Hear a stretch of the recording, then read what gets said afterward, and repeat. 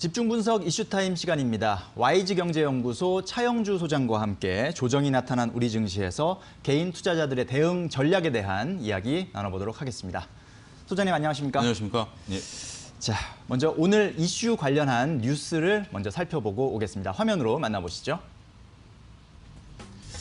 자, 어제 사실 장 마감 기사입니다. 연합뉴스 기사고요. 코스피 외국인 기관 팔자의 1.9% 하락 마감 2100선 아래로라는 제목입니다. 자, 코스피가 어제 외국인과 기관의 동반 팔자에 밀려서 2100선 아래로 떨어졌습니다. 지수는 전장보다 29.11포인트 내린 2105로 출발한 뒤 장중 하락폭을 키운 그런 모습이었는데요. 기관이 약 3,500억 원, 외국인이 2,300억 원을 각각 순매도하면서 하락 흐름이 이어졌던 모습이었습니다. 자, 이제 우리 시장 영향까지 좀 전망을 해보겠는데요. 어제 이렇게 국내 주식시장 개인 매수세가 유입됐음에도 불구하고 외국인과 기관의 팔자, 동반 순매도가 나타나면서 결국 시총 상위 종목들 대부분 부진한 모습 나타냈고요. 나름 큰 폭의 조정을 받았습니다. 그 이유, 배경을 좀 분석을 해주시죠. 예, 일단 오늘 새벽에 끝난 뉴욕 증시 같은 경우 상승 마감을 했습니다만 국내 증시 같은 경우 일단 좀 조정이 들어갔다라는 것을 서두에 좀 말씀드리도록 하겠고요. 우리가 이제 국내 증시가 그동안 가파른 상승에 힘입어서 거의 2,200선까지 올라온 그런 상황이었죠. 이런 부분들은 우리가 이제 유동성의 힘에 의해서 올라왔다 이렇게 좀 말씀드릴 수 있겠습니다. 주식시장을 구성하는 품목을 여러분들이 이해를 하셔야 되는데 주식시장 기업의 이익에다가 얼마만큼의 PER, 그러니까 EPS와 PER과의 관계인데 그동안 EPS는 좀 줄어들었죠. 하지만 PER이 상당히 높은 그런 기대감이 있었던 상황입니다. 이 높은 PER을 떠받칠 수 있었던 게 코로나19가 가을이면 조금 잦아들 것으로 보여지고 그렇게 된다면 경기 회복에 의해서 3분기부터 경기가 턴하지 않을까 이러한 그 기대감들이 있었던 게 사실입니다만 최근 들어서 코로나19가 다시 재확산되면서 3분기에도 경기 회복이 어렵다. 이러한 부분들이 전반적으로 시장의 조정을 나타나게 하는 원인이다라고 좀 말씀드릴 수 있겠죠. 여기에 덧붙여서 현재 외국인과 기관이 돌아올 생각을 전혀 안 하고 있다는 점도 상당히 좀 문제다라고 말씀드릴 수 있겠습니다. 개인들의 매수세가 계속해서 유입되고 있는 것은 사실입니다만 현재 지금 개인들 같은 경우도 어느 정도 체력이 소진되고 있는 것을 또 사실이고요. 물론 50조까지 고객 예탁금이 늘어난 건 사실입니다만 2200선 거기서는 개인의 매수세가 일단 조금 줄어들고 있다는 점, 저항대에 부딪히고 있다는 점도 상당히 좀 문제가 된다. 우리가 이제 이런 것도 생각을 해보셔야 됩니다. 과거 사례를 좀 살펴보고 많이들 이제 예를 드는데 우리가 IMF 때라든지 서프라임 사태 때도 V자 반등을 줬습니다만 직전 고점까지만 줬다라는 것이 상당히 중요합니다. 직전 고점을 뚫고 새로운 지수대까지 가지 않았었다라는 점을 감안하게 된다면 이번에도 2200선은 저항대로서의 역할을 하고 있다. 이렇게 인식을 하시는 것이 올바르지 않겠는가 말씀드릴 수 있겠습니다. 네, 그렇군요. 자, 코로나19 재확산 우려가 역시 시장을 좀 지배하고 있는 상황에서 그나마 개인의 매수세가 시장을 좀 떠받치고 있습니다만 외국인과 기관이 받쳐주지 못하는 것이 좀 아쉽게 느껴지는 상황입니다. 일단은 어제 우리 증시가 나름의 큰 폭의 조정을 받은 상황이고 이런 조정폭 어떻게 될 것으로 예상하십니까? 지금 현재 조정폭을 예상한다는 게 결코 쉽지는 않습니다만 나름대로 차트를 중심으로 결국 우리가 그 폭을 가늠할 때는 차트를 중심으로 봐야 되니까 차트를 중심으로 좀 말씀을 좀 드리게 된다면 코스피 기준으로 차트가 2000선에서 1차 지지가 될 것으로 보여집니다. 여기에는 60일 이동평균선과 120일 이동평균선이 만나는 선이죠. 따라서 2000포인트 그리고 의미가 있지 않습니까? 따라서 그러한 부분들에서 1차 지지 여부가 결정될 것이다. 그렇게 좀 말씀드릴 수 있겠고요. 두 번째로는 코스닥 같은 경우 700포인트가 1차 지지선 역할을 할 것으로 보여집니다. 일단 60일 이동평균선이 거기를 지나가고 있는 상황이기 때문에 코스닥 같은 경우는 일단 700선이 지지 여부가 될 것으로 보여집니다. 하지만 이런 것은 차트상 보이는 상황이고요. 심리적으로 우리가 지금 볼 때는 전체적으로 EPS의 회복 속도, 그러니까 경기가 3분기 때 턴할 것이냐 아니면 올해 정말 코로나19로 인해서 경기가 턴하지 않을 것이냐 이런 부분들이 계속해서 뉴스가 나올 것으로 보여지고요. 그러한 뉴스에 따라서 지지선 여부가 다시 붕괴될 가능성도 현재로서는 전혀 배제할 수 없다. 따라서 지금 조정이 단순하게 소폭 조정으로 끝날 것이다라고 예단하는 것도 저는 좀 위험한 사고일 수도 있다라고 말씀드릴 수 있겠습니다. 조정이라는 것은 우리가 코로나19 때도 그렇듯이 생각보다 좀 더 커질 수 있죠. 상승도 생각보다 좀 커질 수 있습니다만 하락도 생각보다 커질 수 있다는 점을 항상 염두에 두셔야 되지 않을까 말씀드릴 수 있겠습니다. 네, 그렇군요.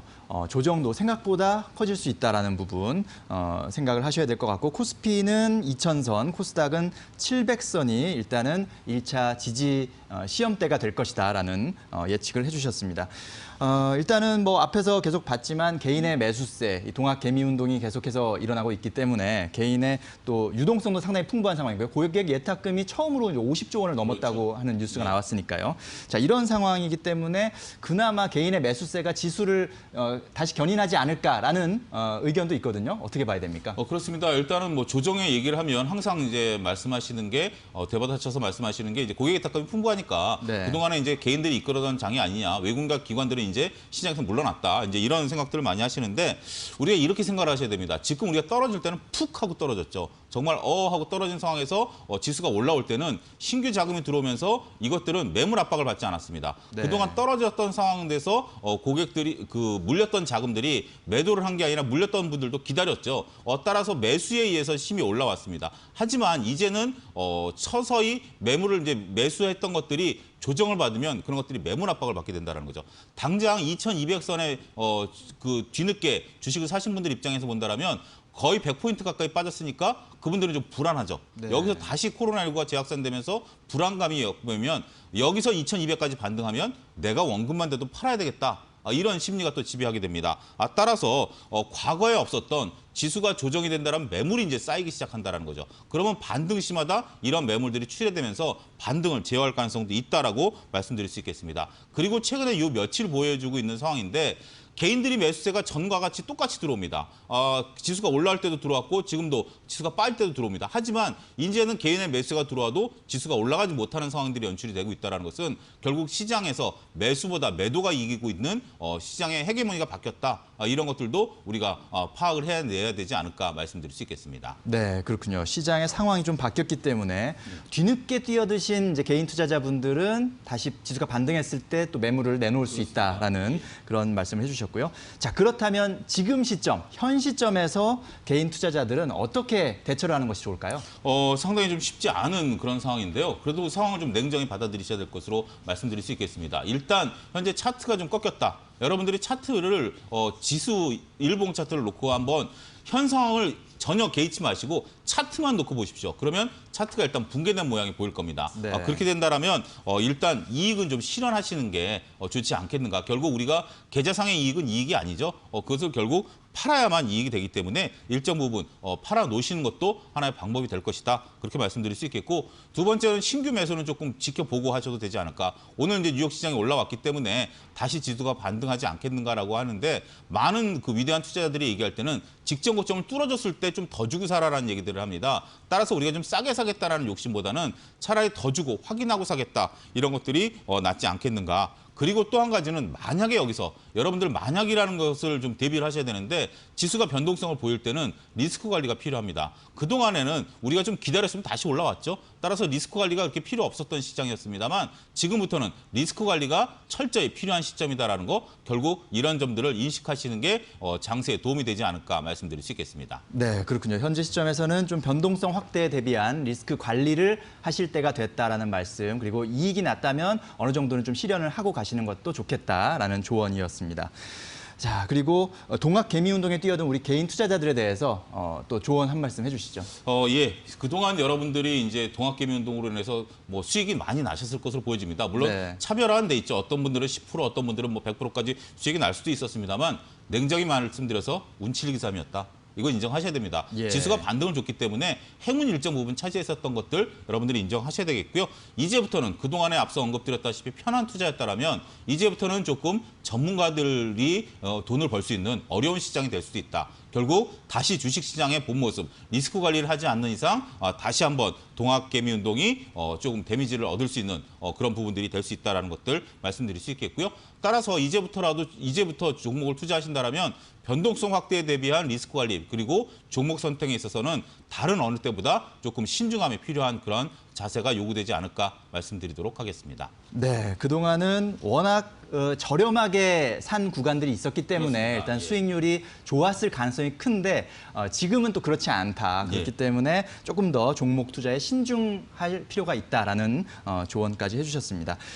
자, 근데 지금 우리 이제 뭐 상반기가 이제 오늘 마지막 날이잖아요. 6월 맞습니다. 마지막 예. 날이고 상반기를 돌이켜 보면 정말 뭐 아주 상상도 못했던 코로나19 이슈가 터졌고 또 미중 간의 갈등 이슈가 계속해서 나타나고 있는 상황이거든요. 예. 근데 오늘 아침에 지금 저희 방송 중에 속보가 나왔는데 미국 상무부가 홍콩에 대한 특별 대우를 중단하겠다라고 발표를 했어요. 그러니까 오늘 아마 중국 전인대 마지막 회의 날에서 중국은 이 홍콩 보안법을 통과시킬 그렇습니다. 것으로 지금 예. 예상이 되고 있는 상황에서 미국 상무부가 방금 홍콩에 대한 특별 대우를 중단하겠다라는 조치를 이제 발표를 하면서 이제 미중 간의 갈등이 다시 한번 또 부각되는 것이 아닌가라는 또 생각을 해보게 되거든요. 네. 이런 상황에서 이런 것들이 우리 증시에는 또 어떤 영향을 줄지 오늘 장 전망과 함께 조금 설명해 주실까요? 일단은 뭐 호황제가 지금 섞였다 이렇게 말씀드릴 수 있겠습니다. 호재라고 한다면 뉴욕 증시에 그리고 미국 같은 경우 다시 연준이 돈을 풀기에 나서겠다라는 점이 글로벌 증시에 있어서는 호재로 작용할 부분들은 분명히 있습니다만 네. 말씀하셨다시피 그러한 뉴스가 지금 현재 중국발 뉴스가 나왔다라는 것은 상당히 우리 국내 증시에 있어서는 좀 어려움을 겪고 있다. 특히 이제 홍콩이 막히게 된다라면 우리도 현재 지금 중국과 직접 교역하는 부분도 큽니다만 홍콩을 우회해서 교역하는 부분들도 거의 뭐 반반 정도 되는 걸로 제가 알고 있습니다. 예. 우리나라 무역 규모의 30%가 중국과 연계돼 있고요. 단지 10%만 미국과 연계돼 있습니다. 지금 현재 트럼프 대통령 입장에서 본다면 바이든 후보에 쫓기고 있죠. 따라서 자신의 치적을 내세울 수 있는 게 중국과의 어떤 무역 협상에 있어서의 점유 우위였었는데 이런 것들이 지금 코로나19로 인해서 다시 사그라들고 있다는 것이 트럼프 대통령의 어떤 조바심을 나타내는 그런 모습들이다. 오늘 이제 홍콩의 보안법이 통과될 것으로 보여졌을 때 바로 홍콩을 막겠다라는 미국의 입장은 상당히 우리나라 국내 증시에 있어서도 중국발 악재다. 따라서 우리나라 같이 무역 규모가 중국과 연계되어 있는 나라에 있어서는 상당히 변동성을 키워줄 수 있는 그러한 오히려 호재보다는 악재가 더 큰 시장이 오늘 될 가능성이 높다. 이렇게 저는 좀 분석을 해야 될 것 같습니다. 네, 그렇군요. 자, 오늘 아침에 이렇게 간밤에 속보까지 나왔는데 잘 정리해 주셔서 감사합니다. 말씀 잘 들었습니다. 감사합니다. 감사합니다.